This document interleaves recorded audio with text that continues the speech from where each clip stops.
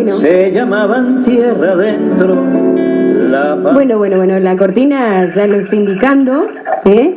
Comenzamos ahora sí a establecer comunicación, creo que lo vamos a poder tener al aire, al politólogo Aurelio Argañarás.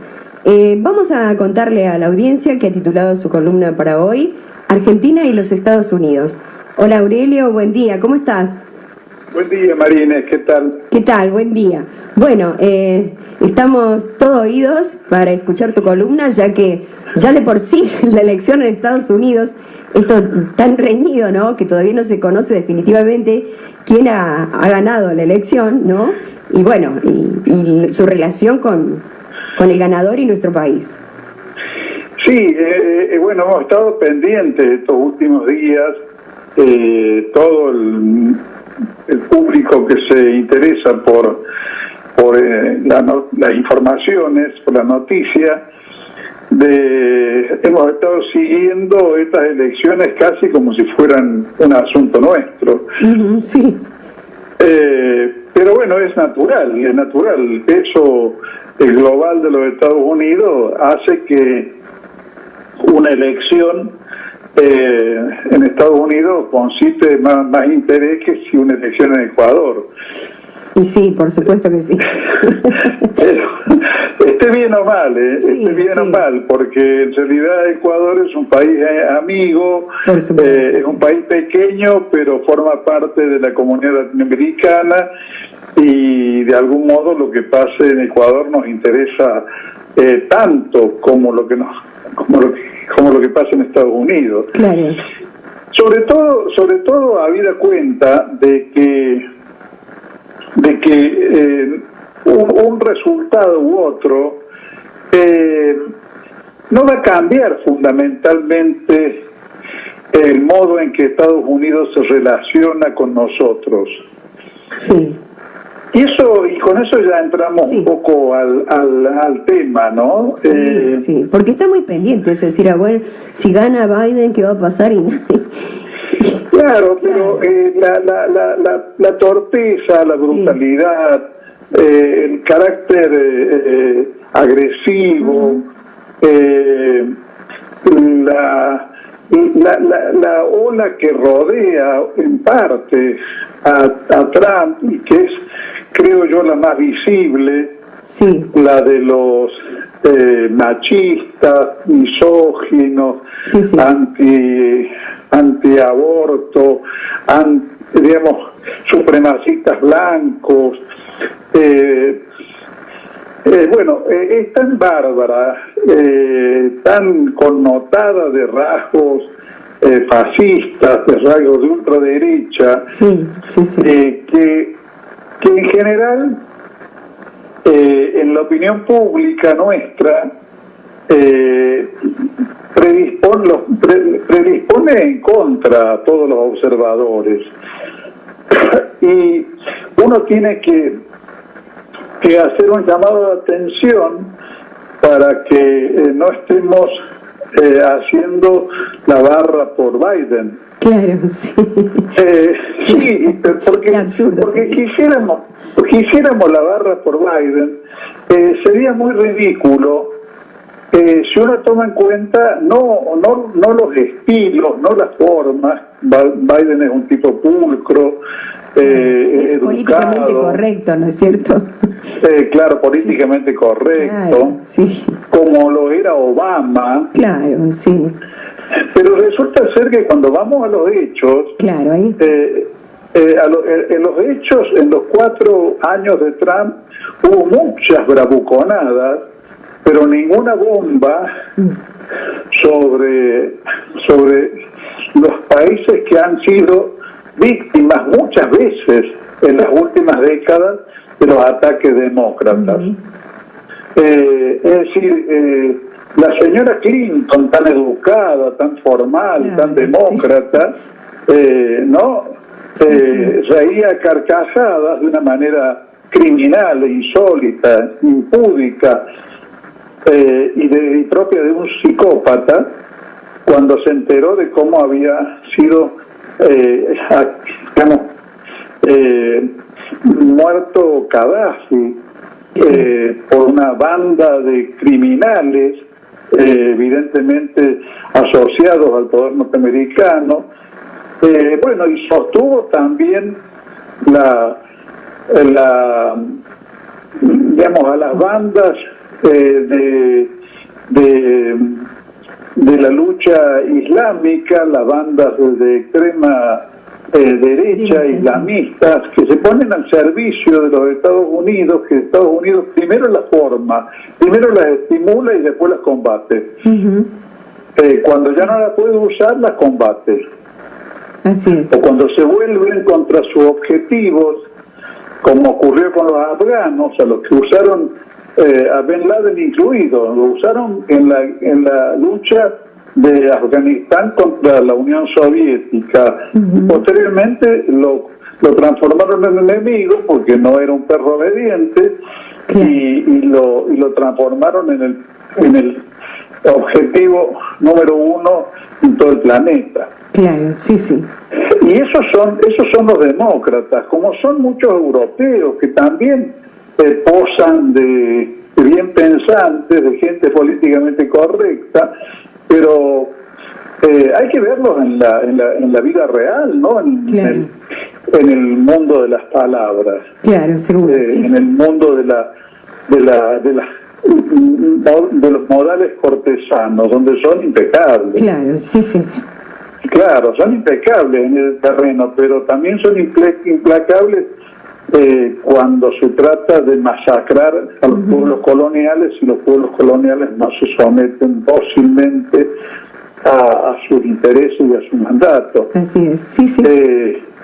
Uno está acostumbrado a ver películas inglesas donde aparece señoras muy apacibles, muy educadas, muy finas, con caballeros que también son iguales, tomando el té y dando muestras de muy buena educación, y eso, con ese tipo de películas, los ingleses nos quieren hacer que olvidemos que le cortaban la mano a los hindúes como castigo contra la rebelión colonial, cómo han masacrado y pillado como piratas en todo el mundo.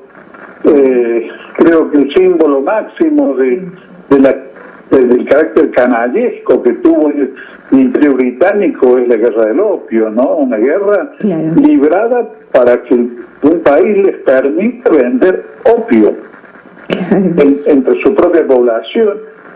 Bueno, por todas esas razones, creo que no podemos tomar partido en las elecciones norteamericanas.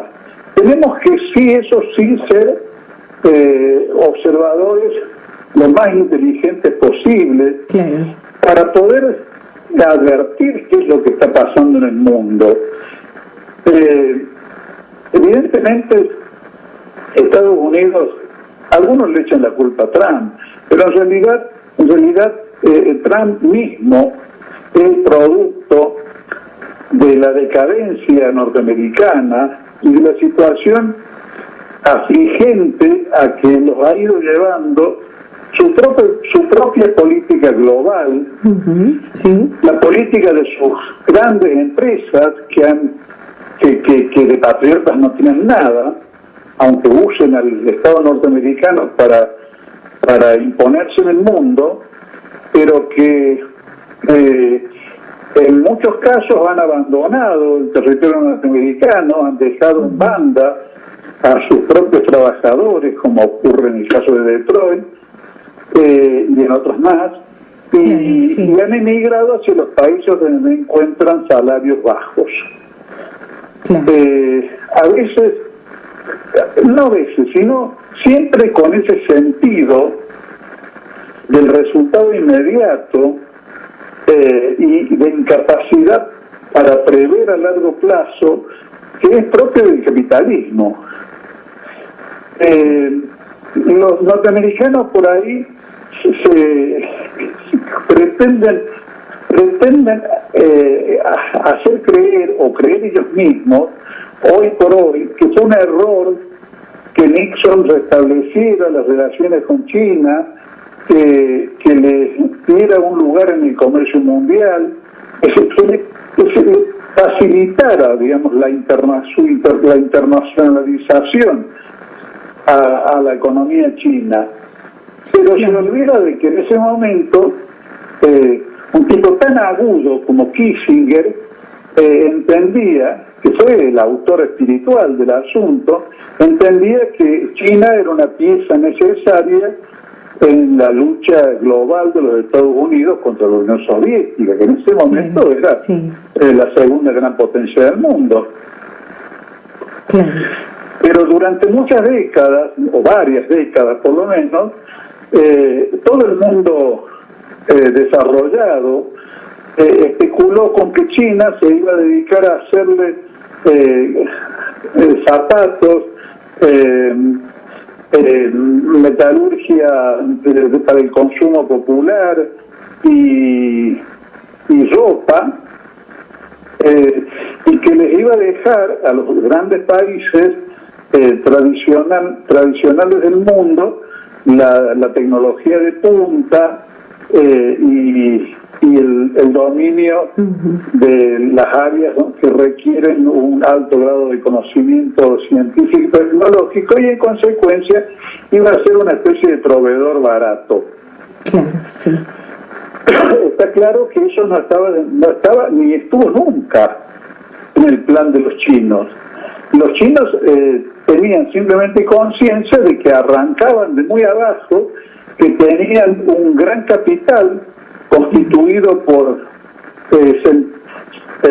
centenares de miles de chinos educados después de la revolución, formados para acceder al trabajo en condiciones de capacitación próximas a lo óptimo, y que al mismo tiempo, digamos, de acuerdo a las necesidades de su mercado interno y de las condiciones de que gozaban en el consumo de bienes, podían trabajar progresando ellos mismos en las empresas globales.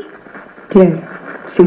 En esta misma semana en que hemos visto a Estados Unidos sumido en el caos, con manifestaciones armadas de locos dispuestos a defender a Trump, y manifestaciones contrarias de los partidarios de Biden, en que hemos visto un clima electoral en Estados Unidos muy parecido a los que suelen ser propios de los países periféricos, ¿no? Sí. Porque hasta se ha hablado de golpe de Estado, de denuncia de fraude, con propiedad o con sentido de la oportunidad. Hasta apareció el chiste de decirle a Trump que si hay fraude lo llame a Almagro. Para que la OEA intervenga como intervino fraudulentamente en Bolivia. O de Guaidó, como no se definía la elección, también hacían mención esto como chiste, hablando, ¿no? De que Guaidó se proclamaba presidente de Estados Unidos. Sí, también hemos visto paralelos, ¿no? Así, en forma... Exactamente. O sea, es que hemos visto esto en el video del hazme reír, global de los Estados Unidos, ocupando un lugar que antes ocupábamos únicamente nosotros. Estamos monopolizados por los sudacas. Los subdesarrollados, ¿no? Como nos llaman, Pero ahora, eso es más allá de que no adoptemos preferencias que no tienen sentido por uno o por otro, eso muestra que Estados Unidos está sumiéndose en una decadencia difícil de revertir, si no irreversible, y creciente, y que no tiene muchas armas, o menos aún la cohesión interna necesaria para enfrentar digamos, al mundo que se viene y particularmente a la emergencia como un gigante económico, científico y tecnológico por parte de China. Claro, sí.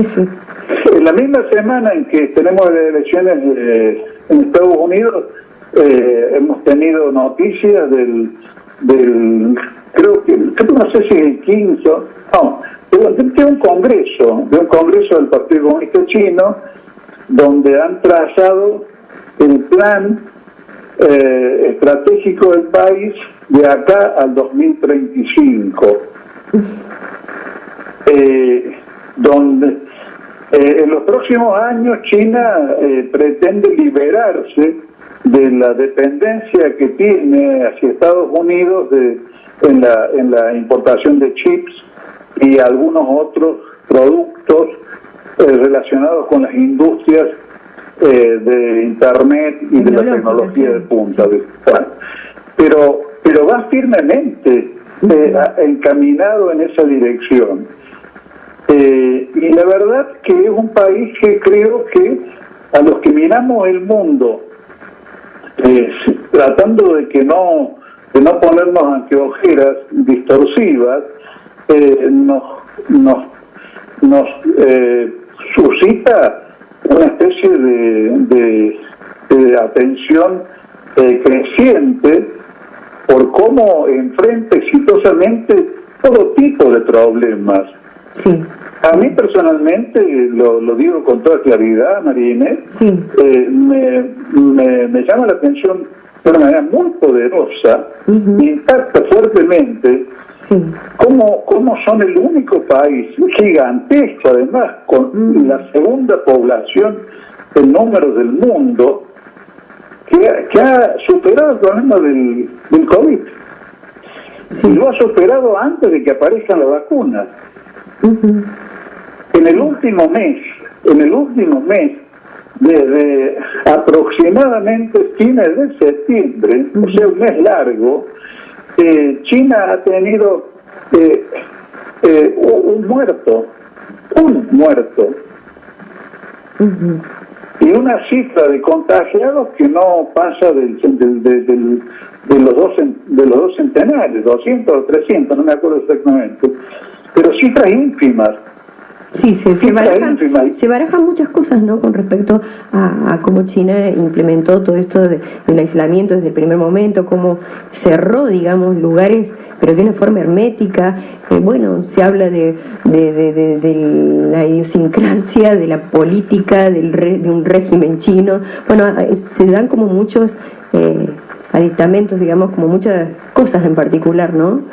Mira, hay un videíto donde una española que vive con su pareja en China y que estaba en España cuando se desató toda la pandemia, cuenta cómo regresó a China y qué es lo que hacen, cómo estuvieron ella y su compañero 15 días en un hotel a donde les llevaban lo necesario, pero absolutamente aislados, hasta que quedó perfectamente claro que no estaban enfermos, y eso se cumple rigurosamente. Estamos hablando también de una potencia, ¿no? Sí. Testeada prácticamente a toda la población con un sistema de geolocalización que permite un seguimiento estricto. O sea, uno lee o escucha este informe de una española que no es una politóloga, no es una científica, no es médica, es simplemente una buena relatora. Claro, sí. Escucha lo que cuenta y tiene la impresión de que China está en el siglo XXI y el resto del mundo está en el siglo XVII. Claro, sí. Como en las épocas de las famosas pestes históricas, ¿no? En que se moría toda la gente que tenía que morirse y la peste se iba sola. Claro. Contando que es una potencia también, aparte de la forma que en cierta manera, digamos, tomó posición con respecto a cómo manejarse, digamos, fue muy distinto con respecto a Estados Unidos, ¿no? Totalmente. La política de uno y de otro país. Totalmente, pero además yo la mido en el espejo de los Estados Unidos, pero también en el espejo de Europa, porque supuestamente son países que supuestamente equipados, aunque en el terreno sanitario en las últimas décadas, decayeron, porque con la teoría neoliberal de que hay que privatizar todo, privatizaron la salud, entonces la salud europea no es lo que fue en otras épocas, pero de todos modos tienen gastos en salud en promedio los europeos que a veces son 20 veces mayores que lo que gasta la Argentina. O sea, nosotros estamos enfrentándolo con salvando la ropa, digamos, no somos modelo de nada, creo yo, pero estamos enfrentando la situación de una manera no desastrosa, con 25 veces menos recursos que los que cuenta Europa, y después de haber padecido antes de la pandemia de Macri. Claro, ahí está, ¿no? Ahí está el rol fundamental que cumplió el Estado, ¿no? De distintos países. Bueno, hubo autocrítica por parte del presidente de Francia, Macron, diciendo, bueno, habíamos dejado de lado la salud, será en recursos humanos, en que estaba muy privatizada, en que, bueno, creo que en Estados Unidos pasa igual, Aurelio, ¿no? El tema de salud. El otro día escuché a un ignorante opinar por las redes que estábamos así en materia de salud por 70 años de peronismo, ¿no? Y digo ignorante, a mí no me gusta atacar en estos términos a la gente, porque el mejor ministro de salud pública que ha tenido la Argentina en toda su historia, en toda su reconocido internacionalmente, se llama Ramón Carrillo, fue el ministro de Perón. El constructor, cualquier médico que tenga una idea del sistema sanitario argentino sabe que Carrillo fue el constructor del sistema sanitario argentino moderno. Pero digamos, esa política fue abandonada después del 55 y sabemos que nuestro sistema sanitario ha decaído a lo largo de los años y ha sufrido abandonos terribles en los procesos de regresión política que hemos sufrido, como el proceso, los gobiernos neoliberales que tuvimos desde que se volvió la democracia en 2001 y así por el estilo. A pesar de eso, creo que la Argentina ha salvado la ropa en la situación de la pandemia. Y ha logrado que la gente no sufra situaciones extremas con las distintas ayudas estatales. Es decir, ha logrado, creo que todo lo que podía lograr en las condiciones en que se estaba actuando, porque no hay que olvidar también los millones de hacinados en viviendas precarias que tiene el país, que no cuentan ni con agua, ni siquiera con agua corriente. Claro, que son muy difíciles de confinar. ¿Cómo establecer una política de aislamiento en las condiciones de hacinamiento poblacional? Pero bueno, volviendo a la relación con los Estados Unidos, creo que la Argentina no va a sentir, contra lo que opinan algunos otros opinantes que he escuchado, no va a sufrir un cambio significativo porque gane uno o gane el otro. Me parece que la política exterior de Estados Unidos, considero, humildemente lo digo desde el lugar de poco saber, no va a cambiar. Lo que puede cambiar a lo mejor internamente es el tema racial, que es un tema que, bueno, está ardiendo en Estados Unidos, y tal vez el tema de salud también puede cambiar, María Inés, pero puede cambiar en otras áreas, no en la nuestra. Por ejemplo, en la nuestra no va a haber grandes variantes. Y no, porque el Congreso, digamos, de Washington recibió a Guaidó en las dos cámaras y lo aplaudían, ¿no? Yo te diría que va a ser variada la situación a lo largo de América Latina. Por ejemplo, Sí. es posible imaginar que Biden tenga una política más parecida a la que empezó a establecer Obama con relación a Cuba. Ujú. Sí, tal O vez sea que- por ese lado, sí. Claro, que en ese caso puede ser que Biden sea para Cuba más benigno que Trump, que hizo del tema del supremacismo blanco y de la conquista de los votos de los cubanos gusanos de Miami una política. Pero es posible también, no lo sabemos, que se archiven las amenazas, porque nunca fueron más que eso, ¿eh? Las amenazas de ocupación militar de Venezuela. Y digo, nunca fue más que eso, porque está claro, para mí por lo menos, que Trump ha obrado como un bravucón, que muestra el garrote pero no lo usa, que cree que mostrar el garrote tiene algún efecto intimidatorio, pero no lo usa. En realidad Trump no llevó la guerra o las tropas a ningún lugar del mundo.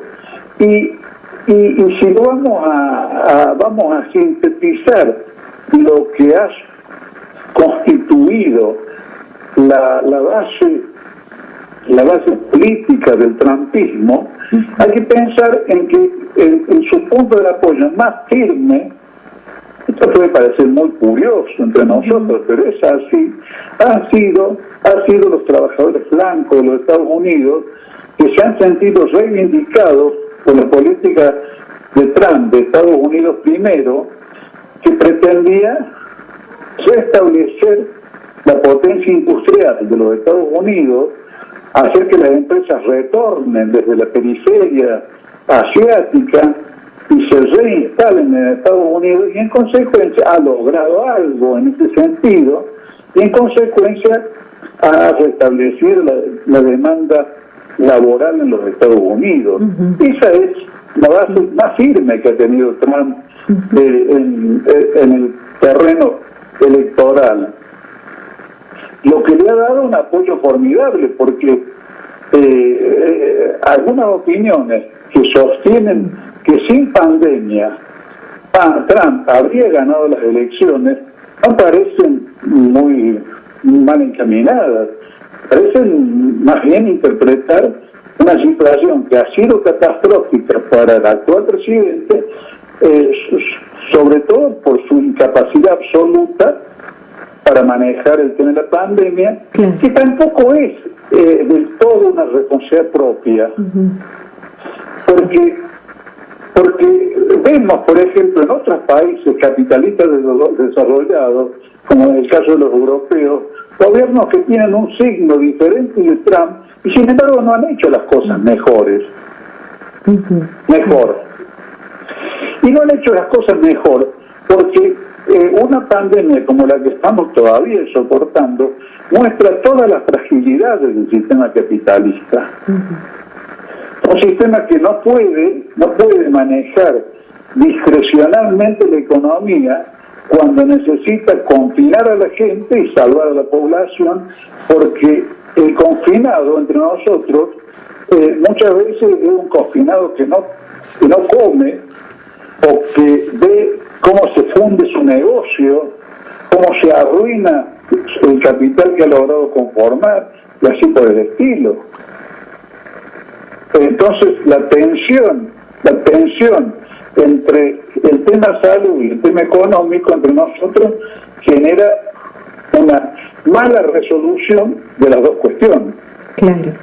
Bueno, Aurelio, nos hemos pasado un poquito, por no decir mucho, con la columna. Bueno, Nos vemos el sábado que viene. por supuesto te agradezco como siempre, un abrazo desde aquí y gracias por tu aporte. Muy bien, que ande bien. Chao, Aurelio. Chao. Pensando orgulloso. De cualquier modo, es hermoso haber nacido argentino. Les he dicho todo esto, pero pienso que para nada, porque a la gente asonsada no la curan los consejos. Cuando muere el sonso viejo, queda la sonza preñada.